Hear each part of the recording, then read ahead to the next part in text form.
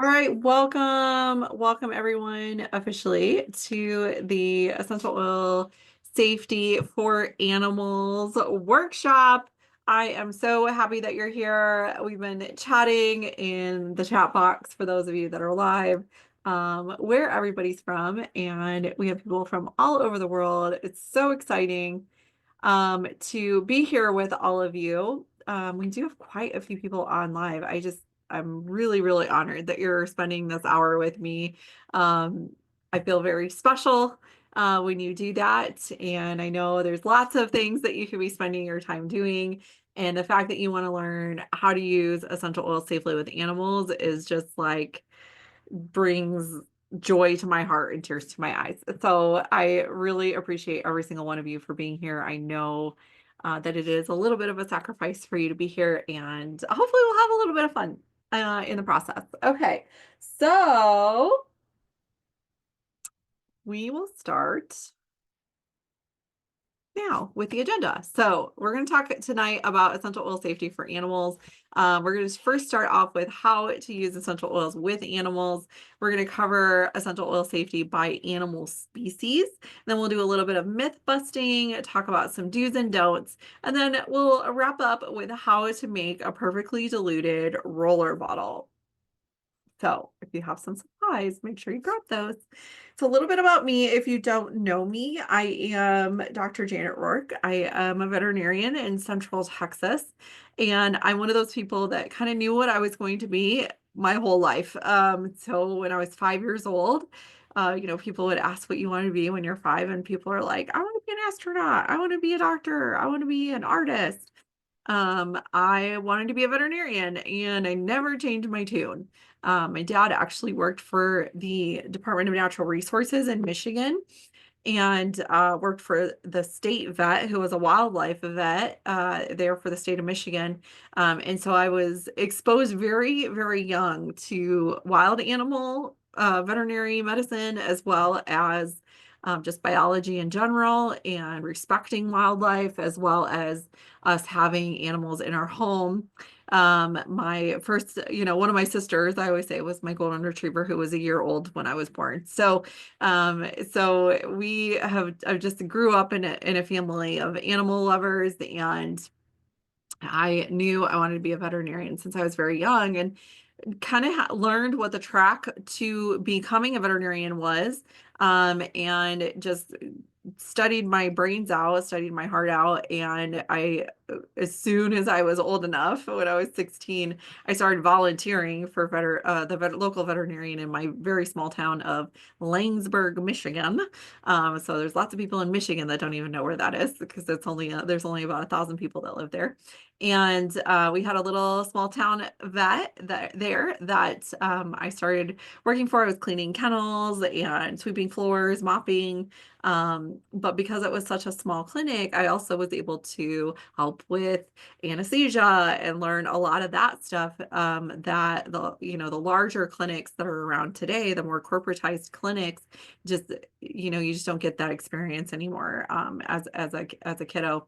And I was college prep in high school and got into college. The college I chose specifically because they had a really high acceptance rate of their pre-vet program members into veterinary schools. So that was like the whole plan.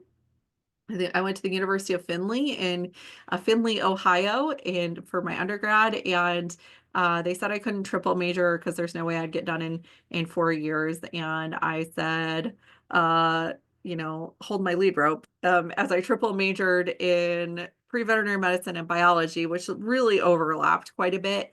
And then equestrian studies, because if I didn't get into vet school, I was going to be a horse trainer.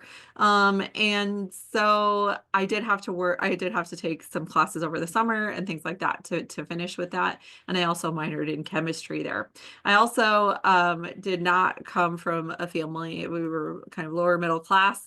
And loved each other very, very much, but my parents didn't have a lot of money to pay for all three girls to go to school. And so I worked very hard to get some scholarships.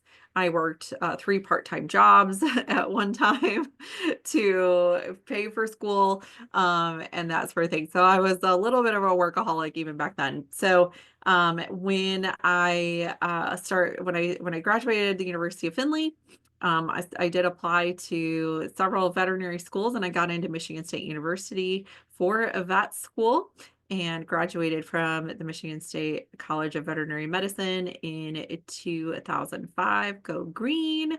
Super excited about our basketball team this year. And then I kind of just was, I was a veterinarian, and I kind of got a little bit exhausted with that whole job. I don't know if you guys knew this, but being a vet has a little bit of stress that comes with it. So that's a joke. Everybody knows that it's stressful.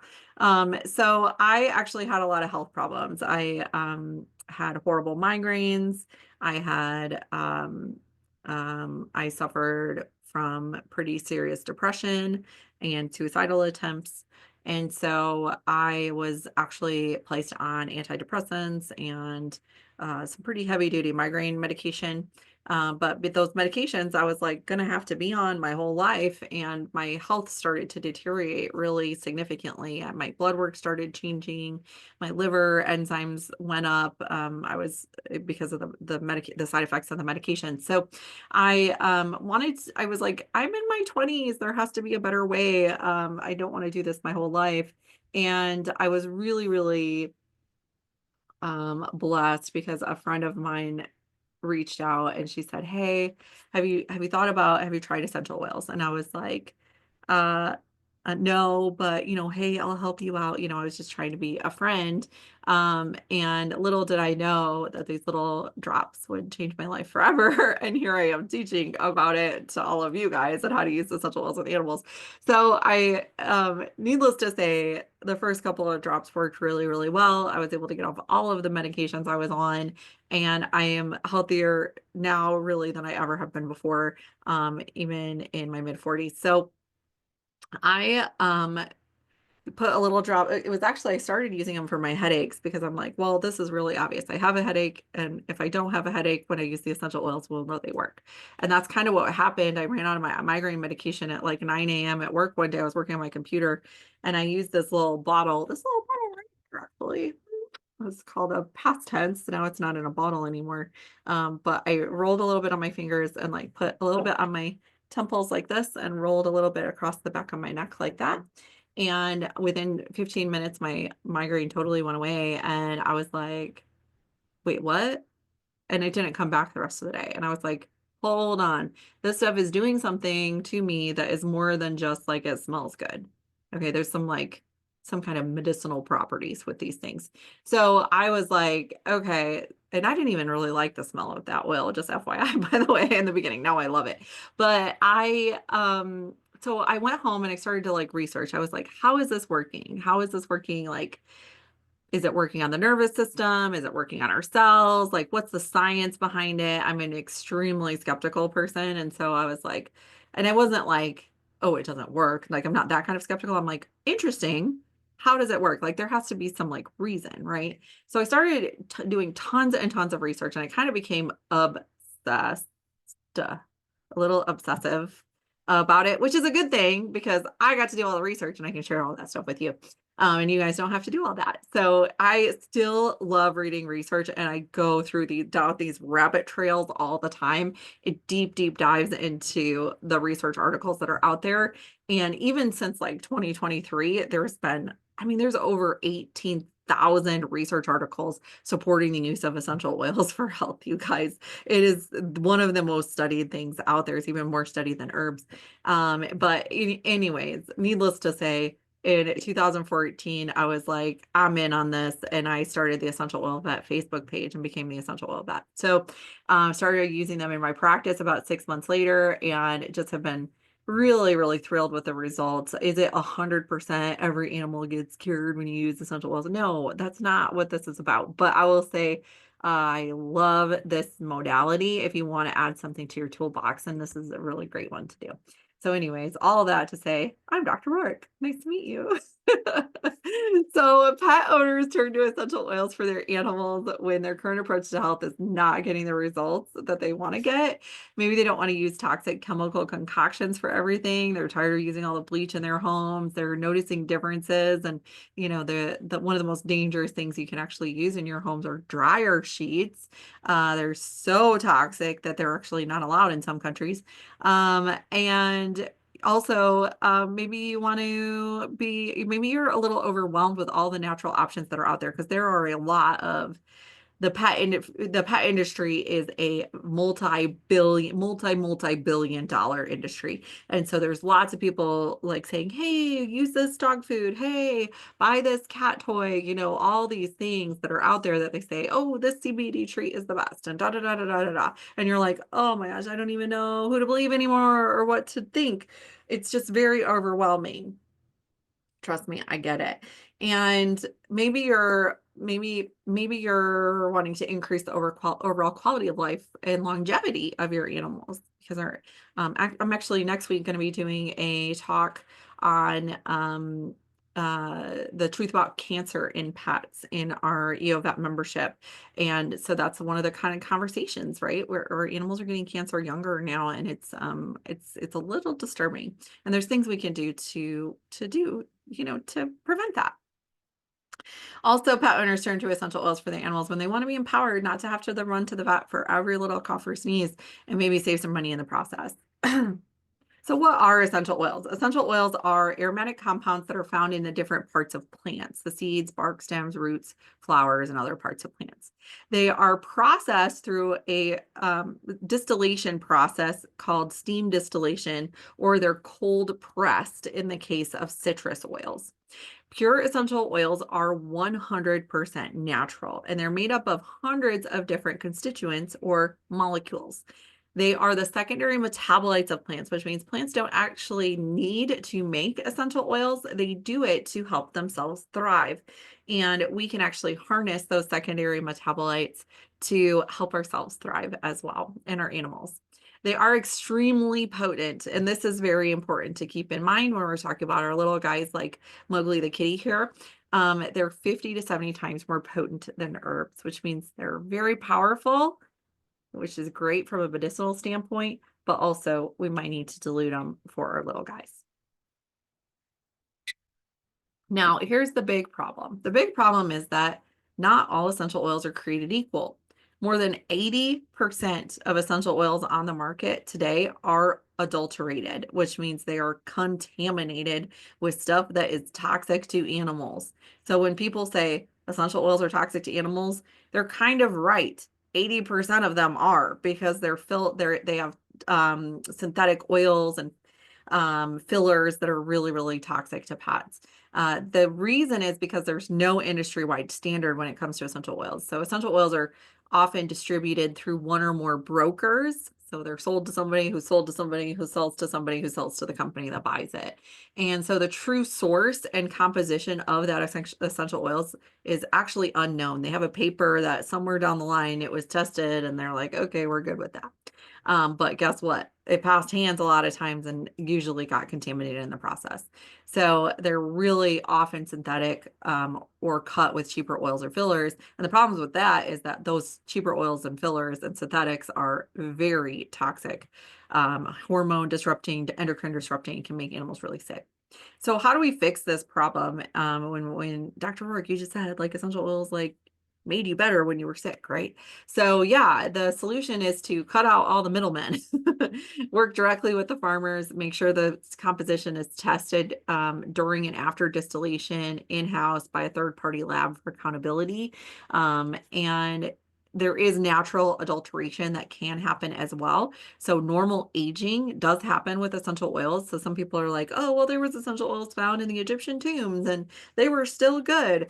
Yes and no. Most of those were probably infusions, but also oxidation can happen. And so, essential oils in modern days, they are required to put a use by date on them. So check the date on your oils and make sure you're not using them past their expiration date. It's usually like 5 years, so they last a pretty long time.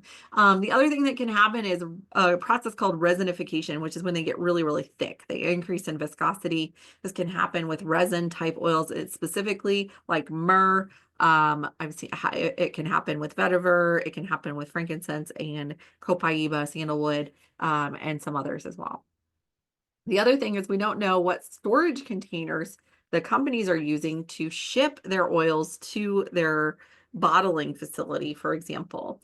And some storage containers, if it's steel and there's contact with the essential oil, there can be different chemical reactions that can happen with that as well. Now, we do know that there are synthetic fragrances out there, and that's not necessarily a bad thing. I call these perfume grade, although there's not really a grading system, if we're honest. So perfume type essential oils are used for things like candle making or making soaps. They want it to smell a certain way, and so they will intentionally add synthetic fragrance to make it smell the way their last batch of soap smelled, so that it just smells the way they want it to. They're not using that soap for therapeutic purposes. They just want it to, smell good. So that's really like the majority of essential oils out there are used for that, versus how we're talking about using them today, which is for therapeutic purposes, for actually using them as medicine, essentially. Now, the other thing that can happen is the stretching of oils, like adding solvents, foreign substances, carrier oils, and other cheaper oils, which is kind of what we were talking about before. And we know this happens. It's a common practice. It often occurs at the source, at the distillery. So they distill the oils, they're pure, they test them, and then they add stuff to them to make sure that there's more essential oil than there actually was produced. So we know this happens because lavender oil exports far exceed production capacity based on the plants harvested and the typical yield of that particular crop. And that happens with bergamot, that happens with tea tree, that happens with a melissa. It happens with a whole lot of essential oils. The other thing that we've seen happen, and I just think this is so fascinating, is that other cheaper oils are substituted for more expensive oils. So Melissa, for example, is a very, very expensive oil. It has a low yield, and so it takes a lot of plants to make it, and it's quite expensive. So it's like over $100 a bottle for 5 mLs. And it has amazing therapeutic properties. It's one of my favorites for brain health, and one that I use for my depression. So, but it has a little bit of a lemon smell. Remember, Melissa is lemon balm. And so if you go buy Melissa off the shelf at the grocery store, a lot of those aren't actually Melissa. It's actually lemongrass. If you test it, it's actually lemongrass in the bottle and not Melissa. So it's a different oil, which is totally different than what, of course, you're spending the money on, which is not what you want. And lemongrass is a great oil. It has some great benefits as well, but not when you're trying to get Melissa. So, so those are just some fun things that happen. If I can get my slides to switch. So how do you know? The one thing you can do is make sure that you test. And this slide just shows several of the tests that you want to make sure that the company that you're buying your essential oils from are doing. The gold standard is just the basic GCMS test, which stands for gas chromatography and mass spectrometry. And if you don't know how to read those, don't worry about it. There's people out there that do. I like to read them and make sure I double check them on a regular basis. Make sure that my patients are getting the same from bottle to bottle. So why would you want to use essential oils if there's like all these risks associated with it and they're always contaminated, Dr. Roark? Well, they provide health conscious individuals like y'all, because you're here, with a safe and natural alternative. They're used for a wide range of emotional, behavioral, and physical wellness applications, and they have very few, if any, undesirable side effects when they're used properly.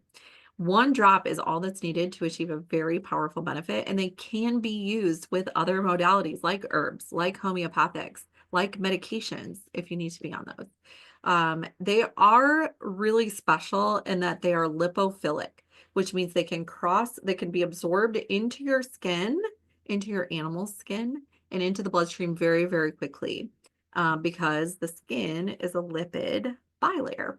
And so are your cells. So the cell membrane is actually a lipid bilayer. And so essential oils some of the molecules can actually penetrate into the cell, which can be really beneficial when we're dealing with things like that get other things that are not good that get into the cell, if you know what I mean, like viruses.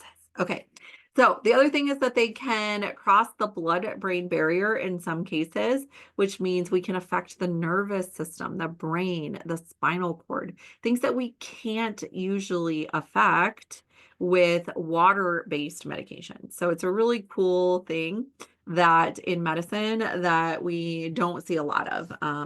All right, so now you guys are here for this part. So how do you use essential oils with animals? There's 3 easy ways: aromatically, topically, and internally. This is Pippa enjoying some balance in the diffuser. So aromatically, diffusion is one of the most common ways to use oils with animals, and they love it. You can spray it into the air, make room sprays. You can use direct inhalation. You can put some on a cloth or cotton ball or on their bedding. You can use hot water or steam. That's a little bit more advanced. You can use a humidifier or a fan or air filter. Topically, we just want to make sure you dilute, dilute, dilute, dilute. Once you dilute it, you can apply it topically along the spine through direct application by petting, different massage techniques. You can use reflexology points on their paws or their feet or around the cornet bands in the case of hoofed animals. You can use ear tipping. Cats and dogs really like ear tipping, plus their ears are very vascular. There's a lot of blood vessels in there, so it absorbs really quickly if you use it that way. You can apply it directly to the area of interest. So if there's like a scrape or a bump or a bruise or a lump and you want to apply it directly to that, you can. You can also mix some oils in with their shampoo. You can do hot or cold compresses, roller bottles, or spray recipes. There's a bazillion out there. So there is a lot of stuff out there that you can do topically as well. And remember, if you apply it topically, they're going to get it systemically because it absorbs into their system. Now, keep in mind that animals like dogs and cats also groom by licking their bodies. And so if you're applying it topically, they are also going to get it internally. So keep that in mind with our animals that like to groom themselves.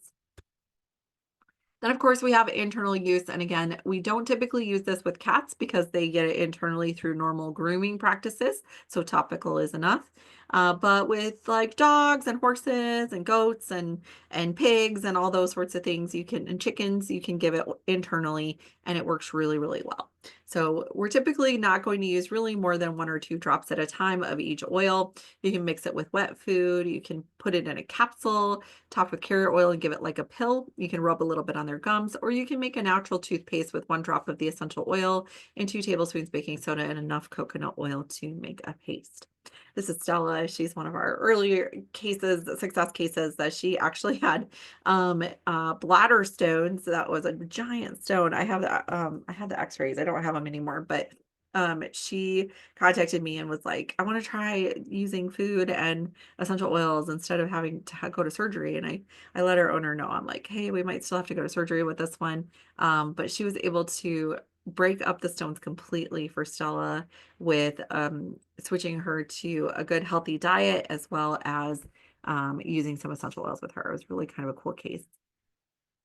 So remember, dilution, dilution, dilution. If you get nothing else out of this webinar, we want you to dilute your essential oils. So start out more diluted when introducing essential oils topically to your pet. There's a lot of different carrier oils you can use, like fractionated coconut oil, extra virgin olive oil, almond oil, and many others.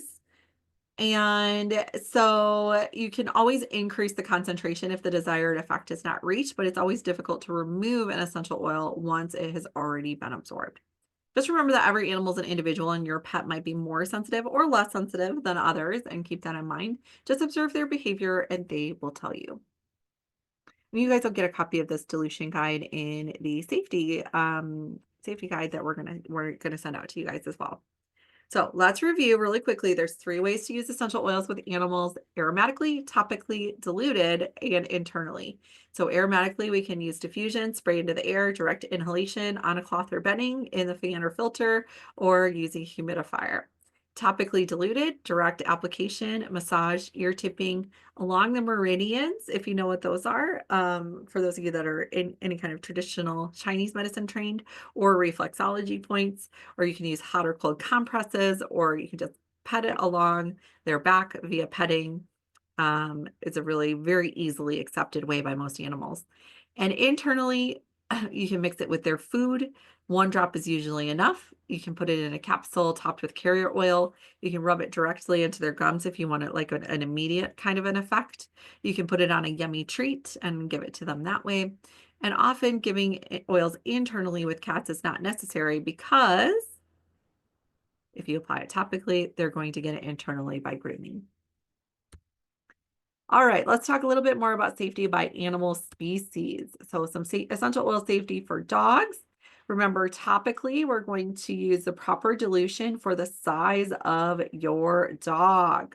So this is really important because we have like little teeny tiny little teacup, little size 2-pound dogs versus like big old Great Danes that are as big as me, right? So we need to make sure we factor in the size of the dog when it comes to essential oil safety. Aromatically, you're going to use a safe diffusing protocol. So you're going to use a water-based diffuser whenever possible. Leave the room door open if you can, and or have a nice well-ventilated area. Either have a little room window open if it's nice out, or if you have tall ceilings, that's usually plenty, and enough for the animal to get away if they get overwhelmed by a certain smell. And then internally, we're going to use caution when you're using oils internally. Just make sure the oil is safe for internal use. And it's a really easy thing to do. If you're in the United States, the ones that are safe to use have a supplement facts label on them. You can often go to the company's website as well, and it'll tell you if it's safe for internal use. Here in the United States, we have the FDA has a chart of generally recognized as safe to get used internally, and are often used in food. A list of essential oils that can be used that way. So just make sure it's safe for internal use. Check the bottle. It'll say if it's safe for internal use or not, and then go from there. Let your dog smell the unopened bottle. So you're going to keep the cap on and tight and let them smell it that way. I promise they can still smell it. Their sense of smell is much, much better than ours. And then use the oil if your dog gives a positive response, like licking the bottle, wanting to smell it longer, that sort of thing. Those are really positive responses. Avoid using oils topically on the nose, in the ears, in the eyes, or around the genitals or anus. And do not apply oils topically at the same time as using topical medications. Very important. This includes flea and tick medication, so don't do it at the same time. And then do not give any products that contain xylitol. This includes toothpaste, essential oil beadlets, gum, mouthwash, peanut butter sometimes contains xylitol. So just remember that xylitol is toxic to dogs and cats, very, very toxic in very small amounts. So we want to be extra careful for make sure that those products we aren't giving those to our animals. Some probiotics, powdered probiotics will have them, so just be careful. There are some oils to avoid using topically or internally with dogs, and there's 3 of them: birch, tea tree, wintergreen. Okay, birch, tea tree, wintergreen. Birch, tea tree, wintergreen. Avoid using those topically or internally. But Dr. Roark, can we diffuse those? Yeah, you can. Most dogs don't mind it too much, as long as you're sticking 1 or 2 drops in the diffuser of those at a time.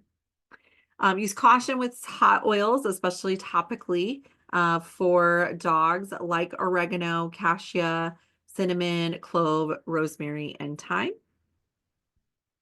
With kitty cats, we're going to use a little more caution. So topically, we're going to use a proper dilution for cats, which is 0.5 to 2 to 3, even up to 3% for gentle oils. Aromatically, you want to use the safe diffusing protocol. Again, water-based diffuser with the room door open, making sure your animal can leave if they are uncomfortable or their scent is overwhelming to them. Internally, we're not going to give oils internally to cats. Oils can be applied topically. Those will be ingested during normal grooming behavior if your cat is grooming normally. So we're going to introduce the oil by letting your cat smell the unopened bottle.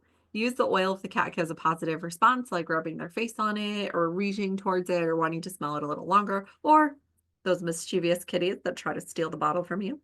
And then avoid using the oil topically on the nose, in the ears, um, in the eyes, or around genitals or anus.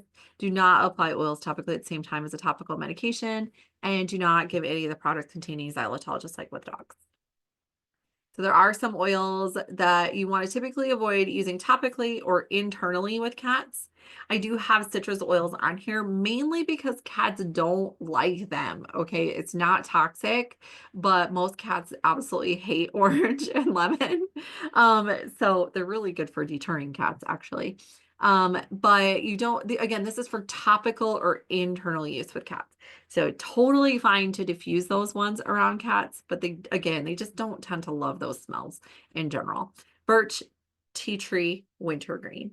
I have peppermint on here, but peppermint is safe to use around cats that don't have asthma. Some cats with asthma are a little sensitive to peppermint, so I put it on this list because of that. Use caution with hot oils, just like with dogs, like cassia, cinnamon, clove, oregano, rosemary, and thyme. With birds and poultry, especially our internal birds, we want to be extra careful because they do have a sensitive respiratory tract. And we're going to use oils topically, aromatically, and internally with them. By topically, you can use a water misting spray. And the way you do this is 10 to 20 drops of an essential oil, or total essential oils if you want to use kind of a blend of them, in 4 ounces of water. And just make sure you shake it really well before you use it, because the oils will just float on top of the water and you want to make sure it kind of gets in there a little bit before you spritz them with it. Aromatically, you can do 2 to 3 drops in a water-based diffuser and monitor the bird for the first 5 or 10 minutes of diffusing for indoor birds. Internally, you can mix it with feed, 1 drop per 5 pounds of feed. When we're talking about our chickens and ducks and turkeys and things like that. If you want to add it to the water, it's 1 drop per liter of water. Again, the oil is going to float on top of the water, so you might want to add a little emulsifier or dispersant in there as well. Do not place the diffuser directly next to the bird enclosure for small habitats, and use caution when diffusing hot oils. So oils that we commonly use with birds, there are a lot of others, but they love citrus oils typically. Lemon, orange, bergamot, calming oils like lavender, Roman chamomile, and copaiba, as well as frankincense and helichrysum. They do pretty well with the floral oils as well. Rabbits, guinea pigs, and other small mammals are hindgut fermenters, and they are very susceptible to digestive issues if the delicate bacterial balance in their gut is upset. So use caution with some oils. And if you're not sure, just make sure that they're on a probiotic. You can get little yogurt probiotics for these guys at the pet store. They do really well as long as they're on a probiotic. And honestly, everybody should be on a probiotic. I recommend cats be on them, dogs be on them, horses be on them, people be on them, and your little guys, your little pocket pets on them as well. So aromatically, you're going to use 3 to 4 drops total in a water-based diffuser in a well-ventilated area. And then internally, you can actually add it to their water or their food. And topically, you can just use proper dilution for small mammals, which is about a 0.5 to 1% dilution for those guys. Use caution when diffusing strong or hot oils like cinnamon, clove, oregano, and tea tree. Again, if you want to diffuse these ones like around Christmas time, then just make sure that your guinea pigs and rabbits and hamsters and things have probiotics. So some oils that are commonly used with small mammals, there are many others, but citrus oils like lemon, orange, and bergamot, they do love those. Calming oils like lavender, Roman chamomile, and copaiba, as well as frankincense. Reptiles like tortoises, geckos, snakes, bearded dragons, and many other reptiles greatly benefit from using essential oils. You can ask Draco, my snake, who is 28 this year, 28 years old now. So I got him actually when I don't even want to talk about how old I was when I got him. I was pretty young. So, but he's still around and he gets diffused by his enclosure every single day. So, use caution with smaller reptiles, of course. For topical use, you can do water misting, water soaks, and ointments, as well as oral flushes. We do this a lot with the snakes at the Austin Aquarium, that sometimes they're wild caught and they have things like mouth rot and whatnot. So these are amazing tools for these creatures. Proper dilution is required. So 1 drop per 10 to 30 milliliters of carrier is very important. And then we also do a lot of aromatic use for these guys. So diffusion, very, very effective for reptiles, 2 to 4 drops in a water-based diffuser in a well-ventilated area. Use caution with pine oils topically with reptiles, but some oils that we typically use with reptiles, there are a lot. Citrus oils, copaiba, frankincense, helichrysum, lavender. I use a lot of oregano, Roman chamomile, rosemary, and tea tree. We use quite a bit of tea tree with those guys.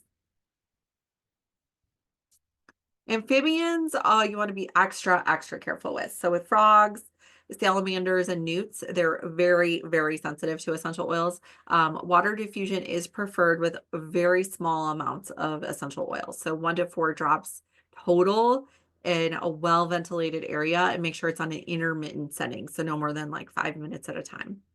Water misting with a toothpick drop of essential oil per liter of water may be acceptable as well. So like, again, teeny, teeny, tiny amounts with these guys. And then use a lot of caution if you're using hot oils like clove or oregano. Some essential oils that we commonly use with amphibians: citrus oils, copaiba, frankincense, helichrysum, lavender, Roman chamomile, and tea tree all seem to be pretty safe for those guys. Fish is, I get asked about fish every so often, and it always just fascinates me because fish people are really fish people. And I used to actually raise fish. I used to raise guppies and mollies. I don't currently have a fish tank, but I absolutely love fish. I used to work in a pet store. It was one of my, 3 jobs when I was in college. So just know that clove actually sedates a fish, and it can sedate them too much so that they die.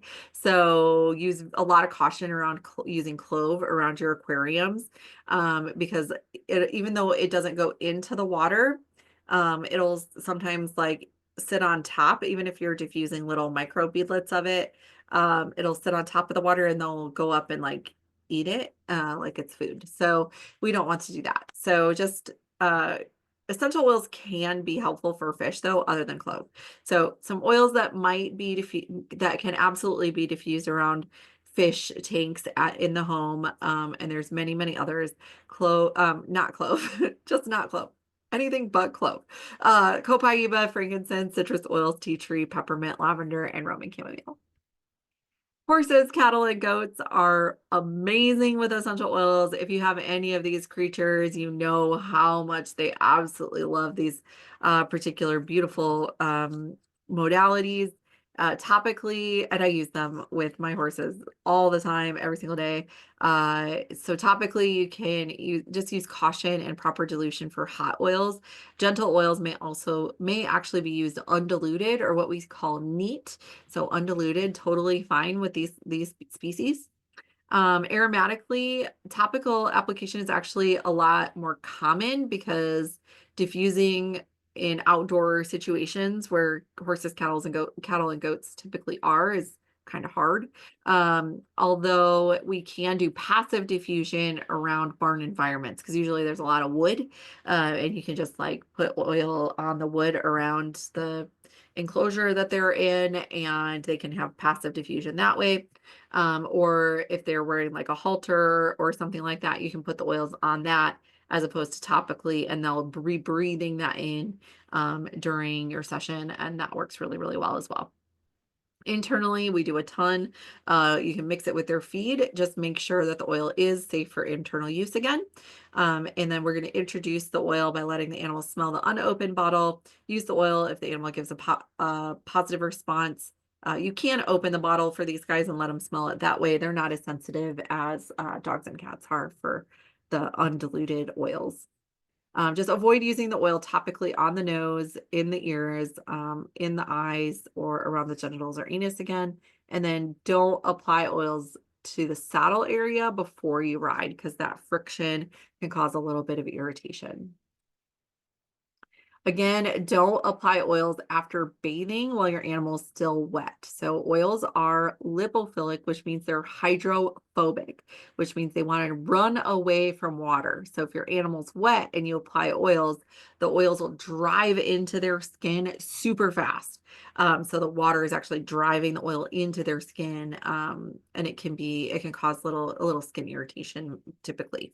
So we want to avoid that whenever possible.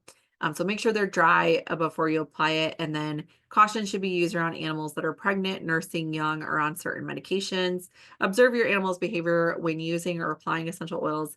And in the event of an adverse reaction, dilute with a carrier oil, not water. Just know that skin irritation is the most common. Most of those resolve within 24 hours or 48 hours after the oil has been applied. Let's do a little bit of myth busting here. I don't know if you've heard this, but essential oils are toxic to pets. But there's other things you shouldn't believe on the internet about a lot of things, but especially essential oils and animals.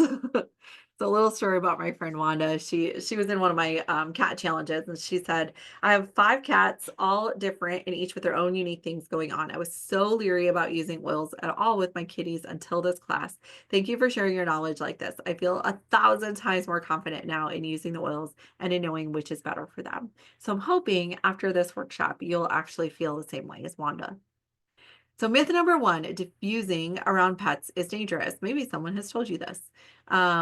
The truth of the matter is that essential oils are very potent. Remember, we said they're 50 to 70 times more potent than herbs. So pets actually have millions more olfactory receptors than humans do, which makes them sensitive to small, strong smells. So that is true.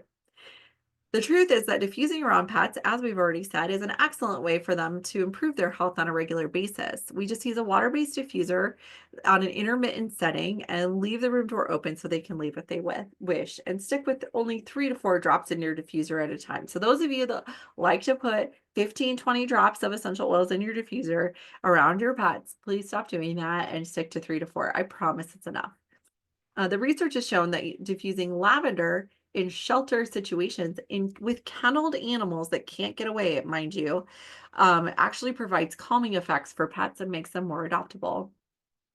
Myth number 2, never pet your dog or cat after using essential oils.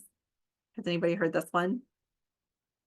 The truth is that, as we've already talked about, essential oils applied topically can actually help them. You can apply it along their spine, on their ear tips, and just remember that smells can linger on your hands. I don't know if you've ever like rubbed your eyes after you put on some deep blue or some peppermint, but it really hurts. So we don't want that to happen with our pets. The truth is that essential oils are volatile, which means they evaporate quickly at room temperature and they absorb quickly into the skin. But with strong oils, it's not a bad idea to wash your hands after you apply them so you don't accidentally get peppermint or deep blue in their eyes. Myth number 3, insert oil here is harmful to dogs or cats. I've heard it all. Citrus oils are toxic to cats. Pine oils will murder your dog. Lavender oil is deadly if you diffuse it around your feline friend. The truth is there's no science or basis behind these claims. Myself and several other veterinarians have actually tried to figure out why these lies have come around, and there's some pretty interesting origin stories to some of these myths, believe it or not. One of them is that citrus oils are toxic to cat fleas, not cats, but cat fleas. And so, somebody saw the word cat and like created a myth out there that is still being spread today. So the truth is that cats do lack a liver enzyme that is important for metabolizing a lot of different things. So it's not a bad idea to use a little more caution with these little guys. Essential oils are perfectly safe to use in your DIY cleaning, diffused in your home, or even diluted and used topically with cats and dogs. Just use caution with tea tree, birch, and wintergreen, topically and orally. And if your cat or dog has underlying respiratory problems, use more caution with especially strong smelling oils like peppermint, eucalyptus, oregano, cinnamon, cassia, some of those. Myth number 4, using essential oils around pets can cause liver or kidney damage. The truth is that essential oils, pure essential oils, can actually support the liver or kidney. Research has shown, and blood work on many cases I've consulted on, that some oils actually are what we call hepatoprotective, which means they support the liver, and they're nephroprotective, which means they support the kidney, which means animals that have had elevated liver enzymes that were using essential oils actually came back down into the normal range. Same thing with kidney. High kidney, elevated kidney enzymes down into the normal range on blood work. So blood work proves it, right? In tons and tons of research. But the truth is, and it's a very sad situation, is that liver failure and kidney failure are very, very common in pets, regardless of if someone uses essential oils in their home or doesn't use essential oils in their home. Okay. Many people want something to blame when this happens. Why did my cat get kidney failure? Surely there was something that I did.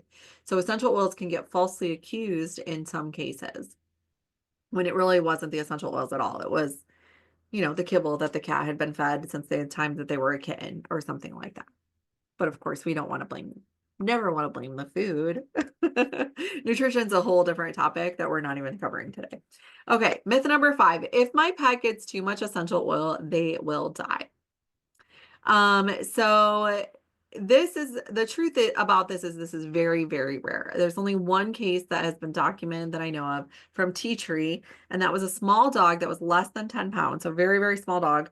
And the owner used the equivalent of, it was 30 milliliters. So the equivalent, so 2 full undiluted bottles of tea tree as a flea treatment on that dog. It was way too much. Ingestion of large amounts of essential oil, whether intentional or accidental, may cause this problem as well. Just remember, essential oils are very, very potent. They're 50 to 70 times more potent than herbs.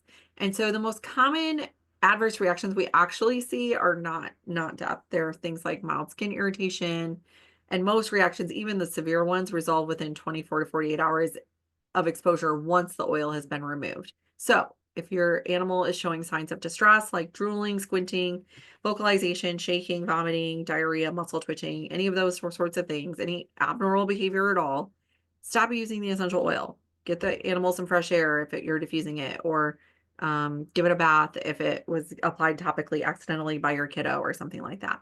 Dilute it with a carrier oil if it was applied topically, and then give them a bath.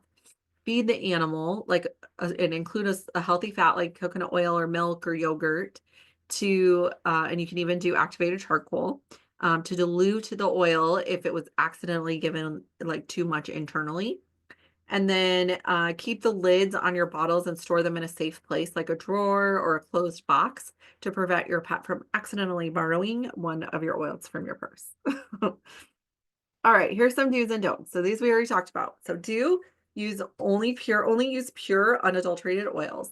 Do dilute your oils prior to topical application. Do diffuse around your pets. Do observe your pet's behavior. Do use caution with nursing or very young animals. Do use a water diffuser. Do introduce your essential oils gently to your pet. Do store your oils safely, and do find a holistic veterinarian near you that is familiar with using essential oils. Don't be afraid. Don't use plain water to remove an essential oil. Use a carrier oil instead. Don't apply large amounts of essential oil at one time. Remember, more diluted, more frequently is always better than more oils all at one time. Don't use essential oils at the same time as a topical medication. That does include topical flea and tick medication. Don't worry or panic if there's an adverse reaction. They're very, very rare, and they resolve very, very quickly. Don't use oils on the nose, in the ear canal, or in the eyes, or around the sensitive areas. Don't use tea tree, wintergreen, or birch with dogs or cats. And don't add essential oils to your pet's water dish. Food is okay, water is not okay for our dogs and cats. And don't ever stop learning. There are some oils that are causing what is called phototoxicity. So phototoxic or photosensitizing oils will cause a sunburn if they are exposed to sunlight or UV rays. So do not use these oils in direct sunlight or around UV rays, especially with pink-skinned animals that go out in the sun. Bergamot especially is the number one. But cumin, grapefruit, kumquat, lemon, lime, tangerine, and wild orange. If you want citrus oil benefits, like the joyous mood that it brings, and you don't want to worry about phototoxicity, use green mandarin. It's one of my favorites, and it does not have coumarins in it because it's green. And so you can actually use that one topically without having to worry about photosensitization. If you have an animal that has seizures or has ever had a seizure, do not use these oils, even diffused. Rosemary, camphor, eucalyptus, fennel, hyssop, pennyroyal, sage, wintergreen, and wormwood. This does include blends that include those oils, okay? If you have a pregnant animal, there are oils that are listed to avoid. I will say I've used several of these with like pregnant cows and goats, and they've been totally fine. But we want to, this is what's in the research. So I want to share that with you. Savin, rue, mugwort, pennyroyal, tarragon, thuya, tansy, sassafras. And that when we say tansy, that is not blue tansy. That is just regular tansy. Okay. Wormwood, davana, wormseed, parsley seed, arborvitae, basil, birch, wintergreen, cassia, cinnamon, rosemary, and thyme. If your cat or animal has asthma, this is a tricky one because asthma is very individualized. But there are some oils that are listed to avoid, and that includes marjoram, rosemary, camphor, oregano, and yarrow. Eucalyptus and peppermint are sometimes really beneficial to asthma patients, but sometimes they're a little too strong for cats with asthma and can trigger an asthma attack. So just be aware. All right, now we're going to make a pet safe roller bottle using the Essential Oil Vet Dilution Guide for topical use. So you guys are going to get this Essential Oils and Safety for Pets guide. And there's a dilution guide on this guide. It's digital on page 15. So to use the dilution guide, you're going to gather your supplies. So if you guys have these, go ahead and grab them. If not, you can do it later. You can watch the replay. So we're going to grab a roller bottle. I'm grabbing a 10 milliliter roller bottle. And your essential oils that you want to use. I'm going to make a little respiratory one here because I have a little sniffle. So I've got rosemary and cardamom. I'm going to add a little frankincense to it too. And your carrier oil. And you can use any carrier oil. I'm going to use, let's see, what do I have? I don't even have my carrier oil here, do I? I might have to run and grab one. Hold on. I'm going to go grab some fractionated coconut oil. BRB. It'll take me 2 seconds.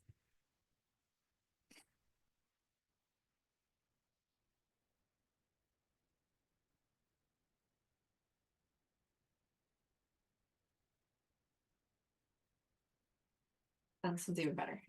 Okay, this is kind of like a blend. It's a sensitive skin blend, so I'll use that one. Okay, so everybody got their supplies? Now we're going to go to the dilution guide, and it's on the screen here too. So you're going to find the correct dilution for your animal. Check out page 15 of the safety PDF to find this information, which you should have gotten in your email. This one's actually going to be for me. But we want to make sure it's safe for the doggos, and the cat. So we'll do a 2% dilution. So then you're going to add the correct number of drops of each essential oil to your bottle as indicated on the dilution guide. So for example, to make a 2% dilution, which is what we want to do, in a 10 milliliter roller bottle, which is what I have, we're going to do 4 drops of each essential oil. Okay, and then you're going to top off with carrot oil and you're done. So I've got cardamom. I'm going to do 4 drops of cardamom. I don't know if you guys can see me. So I'll try to do it over here. 1, 2, 3, 4. It's okay if you go 1 over. Not the end of the world, I promise. Now we've got rosemary. 1, 2, 3, 4. And I'm going to do some frankincense for good measure. 2, 3, 4. And then we're going to top with our carrot oil. I have like a little dropper to make it easy. And just drop right in there. It's going to take a minute.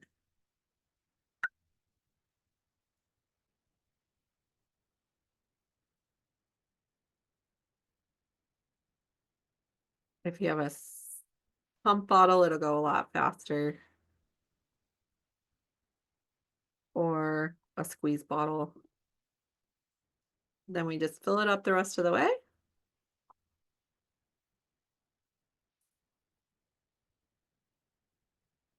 Couple more and we'll be there.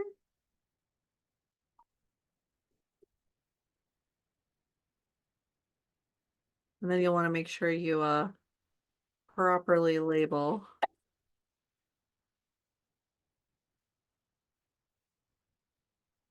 There we go. And then I'm going to put on my little roller top. Bam. This is an anti-spill one. I love it from doTERRA. And then we're just going to mix it together. And then we can apply it. I'm actually going to smell it too.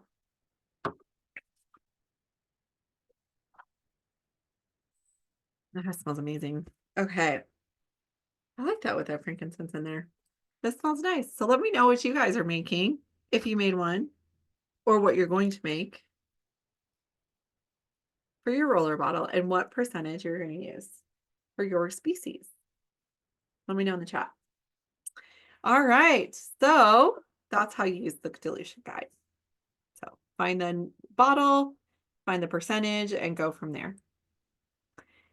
All right. So that kind of wraps up our thing today. I do have a special invitation for all of you that came today, and that is to join me on an incredible journey as we give our animals the very best care they need to live happy, healthy, and longer lives naturally.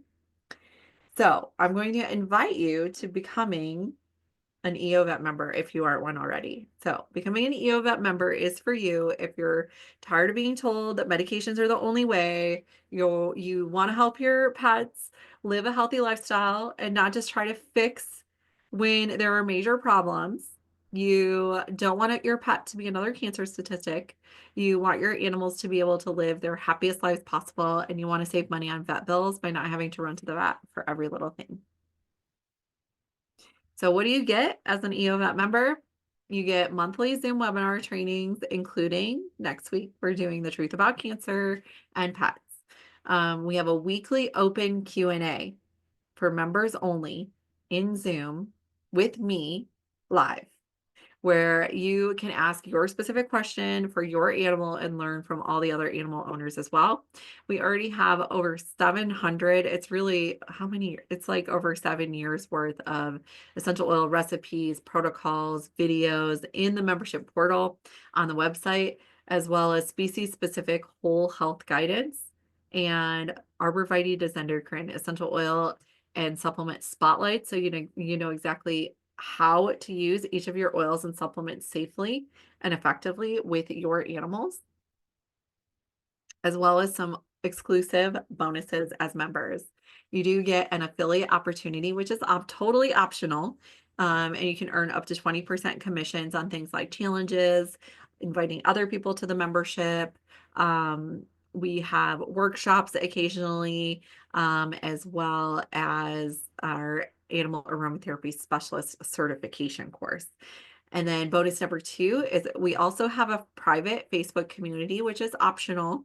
If you're not on Facebook, you don't have to worry about it. But you can ask questions in there, share photos, learn from friends' experiences in the really supportive, really positive EOVET member exclusive Facebook group. And bonus number 3, members have the inside scoop on discounts and freebies and get first access to stuff as well.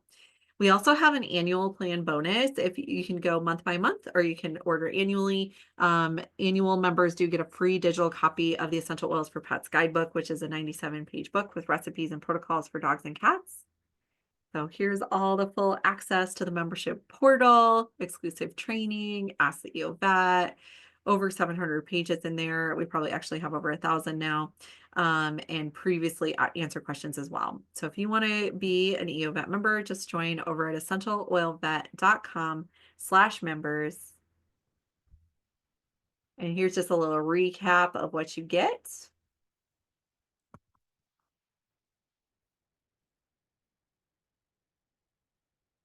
You get the monthly Zoom webinar trainings. We usually actually run webinar trainings, can be up to $100 a month. Usually run those at 97 actually. And then Ask the Vet weekly member only Zoom Q&A trainings. One-on-one sessions with me are $497. So that's just like way more than, it's probably worth more than that, because you get one-on-one session with me basically in a group setting.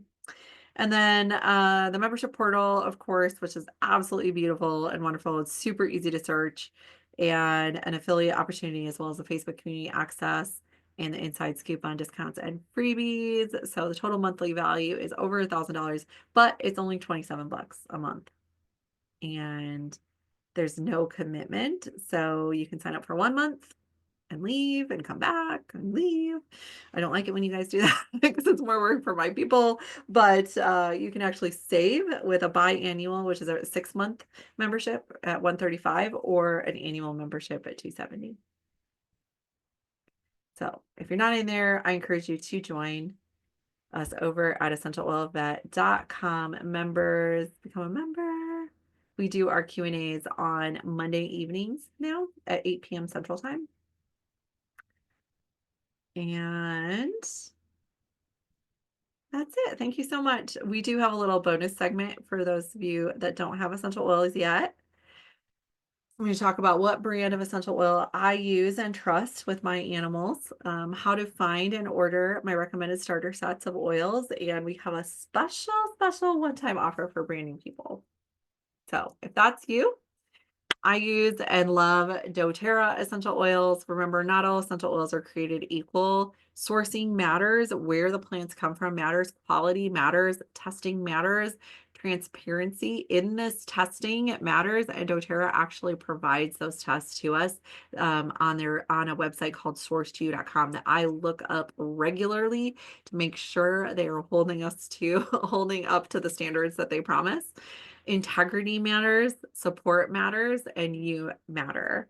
And support matters with essential oils because of all the things we talked about. Safety, not just safety, but like what oils do I use for what, and that sort of thing. So having a support person, like me, like people on my team, really makes a big difference.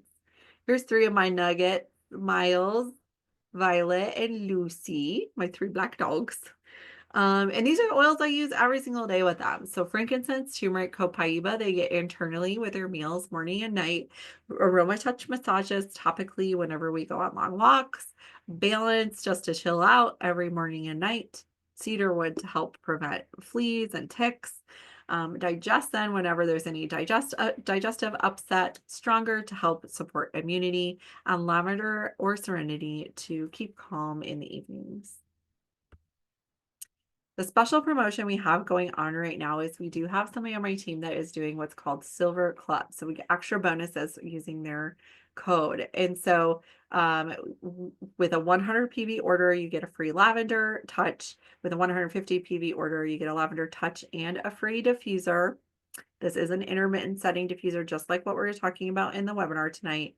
And this month only, there's also a 200 PV promo where you get a free lavender touch, citrus bliss, lime, wild orange, lemongrass, eucalyptus, and the purple diffuser. Is like over $200 worth of stuff for free.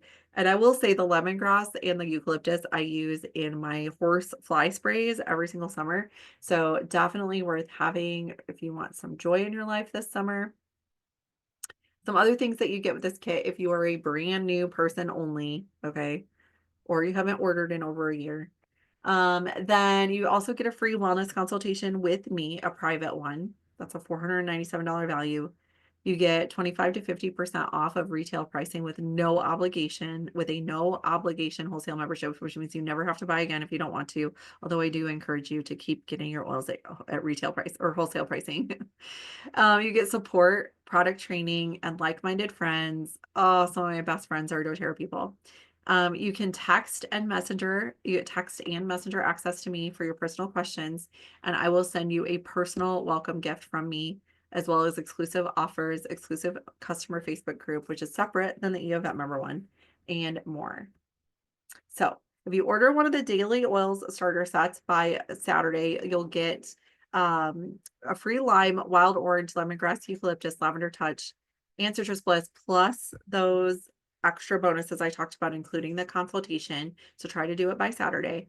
And you can find those kits over at essentialoilvet.com/get oils.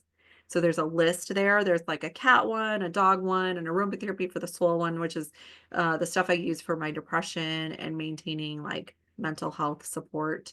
There's a horse one, there's an animals on the farm one, there's a stressed pets one if your animals have anxiety, or you have anxiety. That's a really good one for that. So all of those are all pre-set up for you with my top recommended oils for each of those species. So head over to essentialoilvet.com/get oils. I'll typing it in the chat right now. Okay. And I can't wait to help you get started.